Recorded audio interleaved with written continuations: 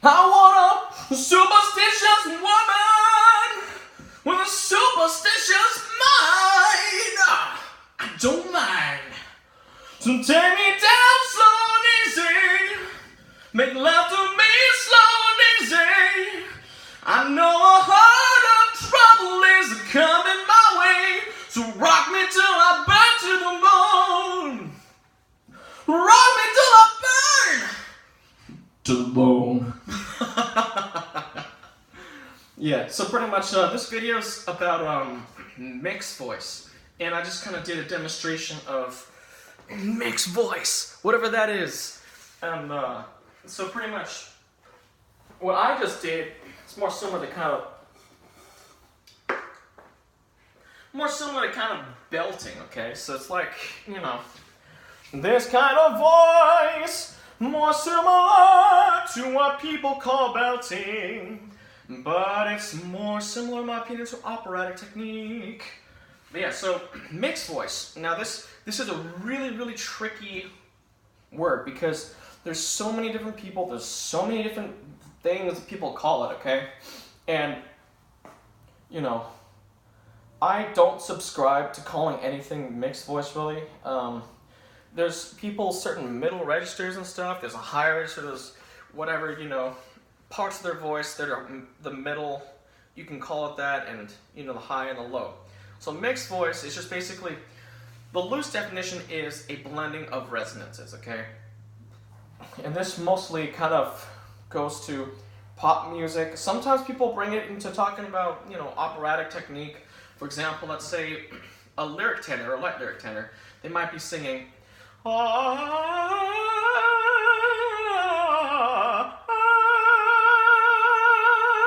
now that is head voice or falsetto, whatever you want to call it.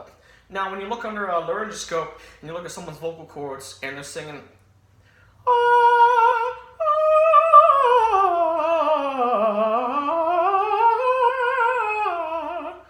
now, if a dude singing that, oh yeah, Arthur, you were totally doing that in your falsetto. But I was doing that in, you know, physically, it's the same thing that women do with their vocal cords when they're singing head voice. You know, they're being like,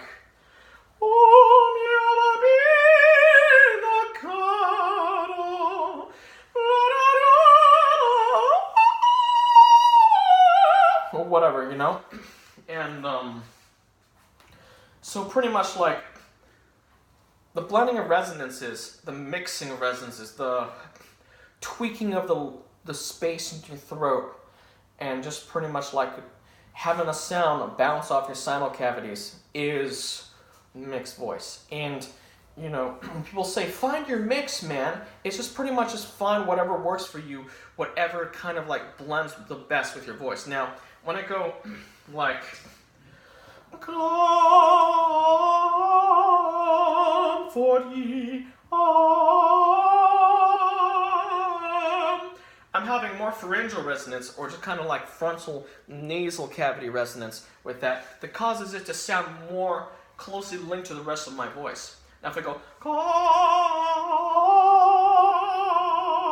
comfort ye, it lacks those specific, I guess, overtones or frequencies that make it sound more like it's together with, you know, the rest of your voice.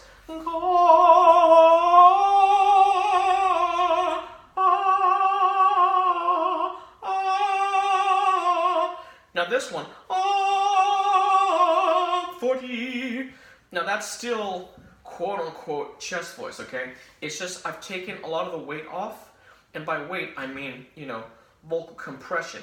And instead, I've just allowed it to be supported by my diaphragm and, you know, have the pressure within my vocal cords regulated so that I don't have to have my vocal cords come exactly like, you know,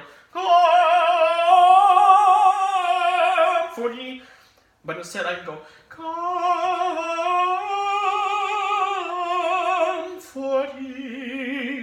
in a soft and just kind of like elegant and pianissimo or piano, whichever, you know, you subjectively decide to call it. And then like the next part of, you know, of the Comfort Ye from Handel's Messiah, be like, saith your God, saith crescendo that. And so pretty much mixed voice, it's whatever you want to call it, okay? It's like, for example, like, Eric Arsenal, if you want to sing pop, like, in my opinion, R&B, that's the guy you go to, man. With his, like, his technique is mainly using the falsetto / head voice and bringing it down and up and throughout the range and bringing pharyngeal resonance into it so that it is more congruent with the bottom part of his voice. And in essence also making the bottom part of his voice less robust so that it is congruent with the rest of the top part of his voice and the middle part. So let's say I'm going to sing like, what's a cool song? I'll just make up some words. Because when I'm singing in my mixed voice, and I go down low, I'm not gonna make the low part of my voice, not gonna make it too strong, cause when it's too strong, when I go up, it sounds like it's two different voices. But if I make the middle strong, and if I put more stuff into it, more pharyngeal resonance into all my singing, I can make it blend really clearly and closely with the rest of my voice. You know what I'm saying? So it's all pretty much, mixed voice is creating an illusion. And now I'll do it without the microphone. And when I'm doing this stuff, it's just kind of like I'm creating an illusion. And when you have the microphone with you, you can make it more happen easily. I just mess up the grammar for that part. But, it's just pretty much, the mixed voice is individual to the person singing. So there's no one single way to teach someone to find their mix. Just like, there's no one way to teach someone to irresponsibly swing their sword around. And hit stuff. Oh no, I'm checking if there's blade damage. That's just some comments, I just had to flick them off. Anyway, so pretty much like, just like there's no one single best way in martial arts to swing a sword, to grapple, there's no single best method. It's whatever works for the practitioner. You know what I'm saying? Man, video editing sucks, especially when you don't have the software on a computer yet. Anyway, so yeah, mixed voice, for example, it's just like, it's a weird little thing, For me, it's a little bit hogwash, but there's some stuff you can take away from it, For example, singing success, their shit works for a lot of people, they're so freaking successful, of course it works for some people. But for me, it doesn't really work that well, Maybe because, it's just kind of, it deals with, singing up at the top of your voice and training people to sing, like, really, I guess, softly. And, when it comes to, bringing crescendo to make it full, for example, a tenor opera voice, it's just not applicable, And I had a teacher back in college who kind of, to try to teach me the mixed voice way, you know what I'm saying? And it's just like, I have no idea what he was talking about half the time, It's just like, you'd be like, yeah, just try to be in your mix. And so I had this thing where I started under-singing, and under-singing as in just like holding back my sound, because if I went like,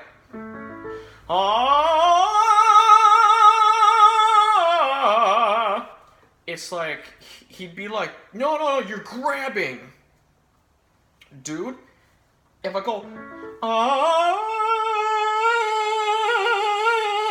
like with the mix kind of, with that kind of thing, like with just simply doing exercises where you have like, a quick hitting of the notes, well, for example,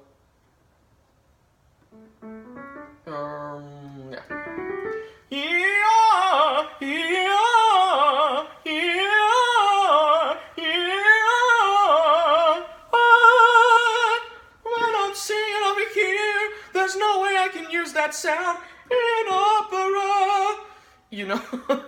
So it's just like, you know, without specific, you know, individual kind of tweaking of these methods, these mixed voice kind of things, you know, you can't really apply it to your singing that much. You know, you can do all this ma ma ma ma ma ma ma ma ma ma ma ma ma ma ma ma ma ma, but when you don't focus on your support, you know, when you don't focus on your breath, you don't focus on your jaw tension, your rising larynx, which is constant in like the singing success people. Although it's not a big deal in pop music, I guess, just because, you know, you can just strain and, you know, just whatever as much as you want because it's pop, it's whatever.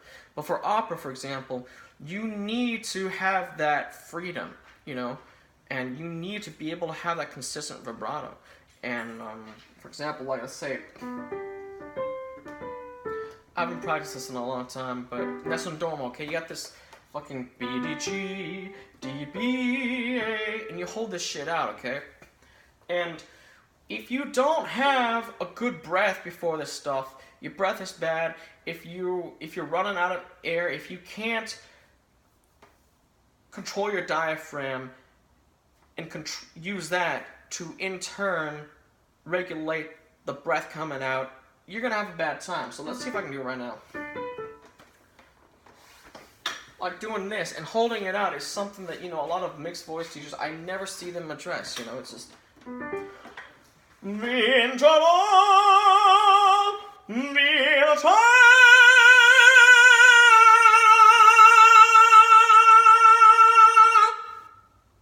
And what causes the vibrato to be consistent is the breath flow and keeping it consistent.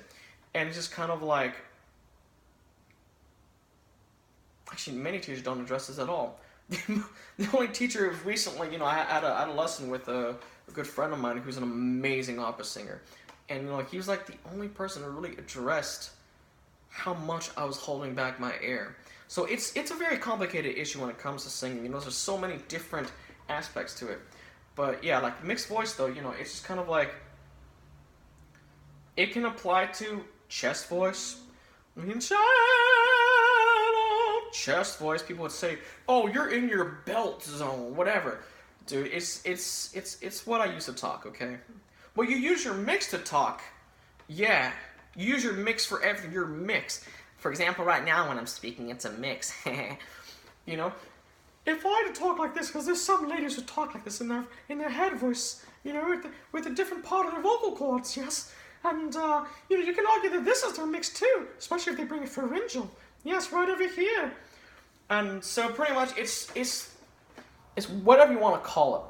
You know, the mixed voice kind of whole thing, it's put in the cart in front of the horse. You know, it's you know, like one of the commenters on one of my videos said, it's just kind of like referring to at least, you know, breathing, you know, and people claiming that, you know, the diaphragm reacts to the facial muscles. I don't know if that's true or not. You know, you have to bring us some, you know, maybe evidence for your claims other than anecdotal stuff where you feel like your diaphragm's reacting to your face and stuff, you know, but I can guarantee you that, you know, if you just only rely on the instinctual, you know, lowering and, you know, I guess expansion of your abdominal muscles, the instinctual, the ones that you don't train, well, you know, you're not gonna really be able to hold out notes really long, you know, like a lot of metal singers can, a lot of opera singers can, a lot of pop singers can too, you know what I'm saying? And so it's just kind of like, yeah, and pretty much just like, what I want to like kind of like people to get out of this video is mixed voice is the whole kind of philosophy around it, you know, it's not exactly that hogwash, but you're really just trying to blend your resonances together so you have one kind of voice, you know what I'm saying? One consistent voice that you can just use and have it sound like yours so that you don't go like, you know,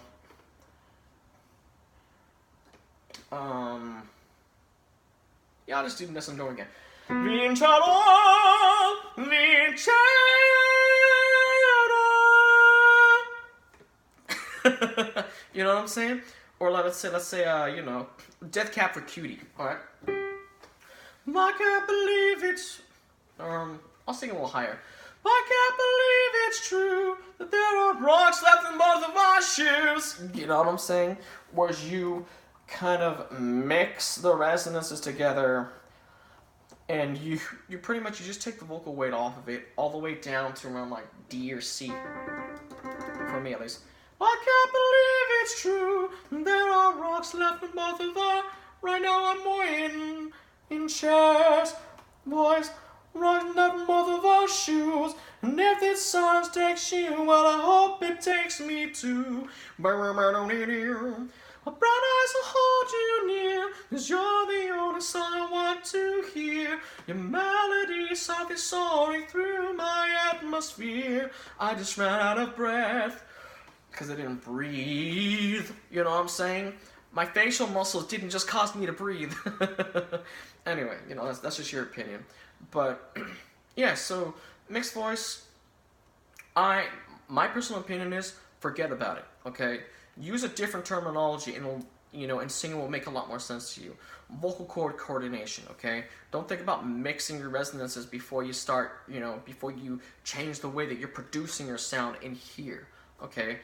Like, don't think about, like, you know, putting the cart in front of the horse, okay?